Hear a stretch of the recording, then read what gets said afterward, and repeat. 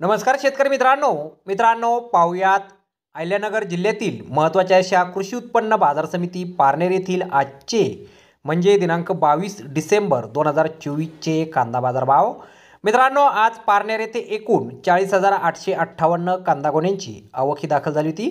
त्यामध्ये काही सुपर लॉटला 2,900 रुपयांपासून 3,100 रुपये क्विंटलपर्यंत बाजारभाव मिळाला आहे, तर एक नंबर क्वालिटीचा कांदा 2,500 रुपयांपासून 2,800 रुपये क्विंटलपर्यंत विकला आहे।